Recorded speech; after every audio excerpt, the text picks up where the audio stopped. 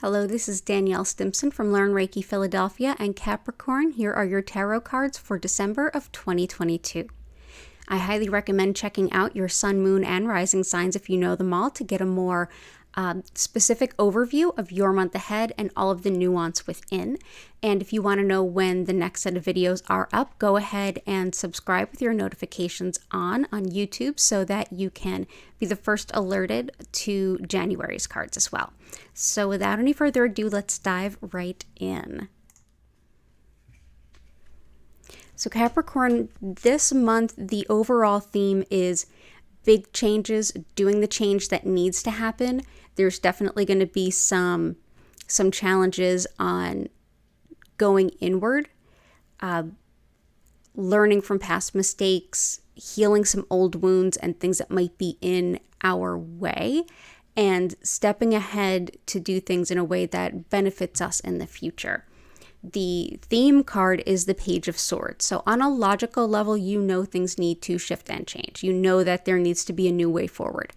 The page indicates that you don't quite have the entire path ironed out in front of you, which is definitely not a comfortable place to be for a Capricorn. At the same time, you're ready to embrace that newness, but where do you start? So your starting point where you begin the month is represented by the Queen of Cups. The essence she brings is this slightly more mature energy than we had, well, a lot more mature than we had with the page, but also that of heart and where you're starting from. You're at sort of a crossroads. This Page of Swords is telling you need to logically think differently and start to move in a different direction. Here, starting off with the Queen of Cups, you've felt that emotionally. There may be a lack of fulfillment that's kind of led you to this point. It's almost like I've been showing up, and what do I have to show for it? Thinking longer term, where are your goals? Where do they lie? Especially in terms of what are the deeper aspects of those goals, the deeper aspirations. It's not just about the place in the career. It's also about how you feel being there and how you feel in your life, what kind of life you're able to live, those kinds of decisions. So you're starting off the month definitely able to say, okay, I'm willing to go through a little bit of a difficult time to put myself in a better scenario in the future. And she brings her wisdom to that. This okay, we're going to take care of the heart. We're going to go out and do what we need to do. Okay, we're going to come in and take care of our emotions. That's very much the way that you're starting off. The challenge is the Strength card. Now, this is the only major arcana that you have this month. And here in the challenge position, this basically says, the challenge is in some shadow work, not exponential shadow work. This is not a moon card. This is not a tower. This is nothing like that. The Strength is about going inward to the places that kind of scare us a bit and doing the work on ourselves so that we can set ourselves free. If you think of the lion as almost like her unhealed parts, going into that scary lion and realizing that the scary lion isn't something outside of you, it's the thing inside of you that's in your way. We're gonna get to it later. There's a potential for projection. You want to make sure you're not doing that. You're not overly focusing on what other people are doing and other people's input. Take input from people you most trust.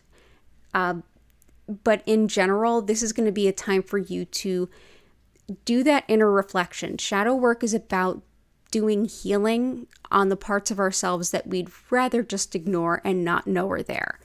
And so this is a time for sitting with ourselves, seeing what is uncomfortable, seeing what's coming up, and facing it head on. We will end up a much more whole person for having done so. So that's the challenge. But again, this is not a moon. This is not a tower. You can absolutely do this. And there's some advice as to how to do this. So the course of action is the Page of Cups. So the best course of action, so we started with the Page of Swords, which is the logical thinking, knowing that you need to do some new things. Anybody could see that, it's apparent. And you're starting off with that refined kind of queen energy.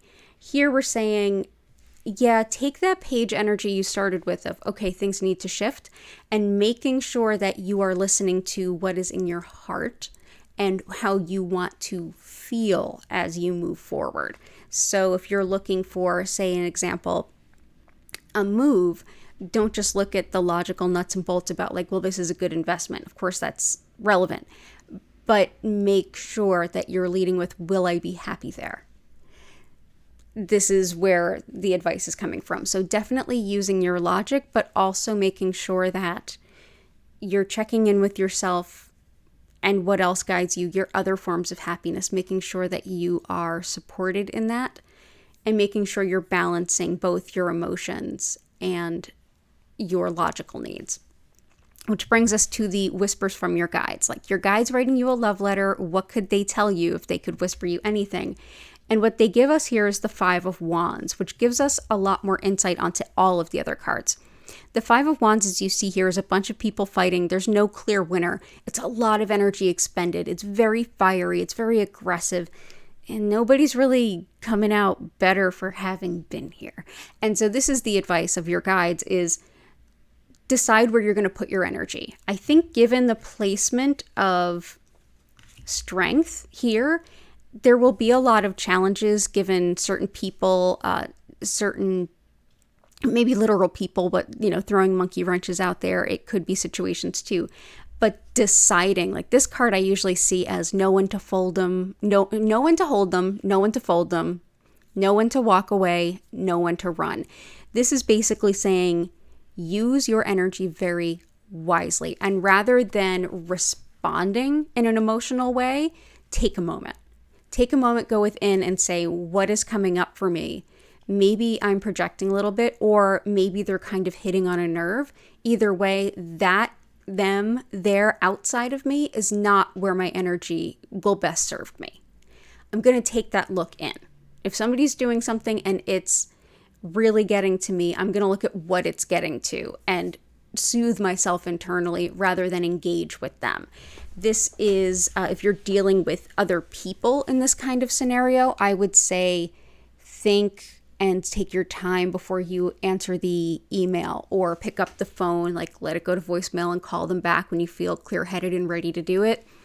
Whatever the case might be, but use your energy for you. You want to be proactive and choosing which battles you fight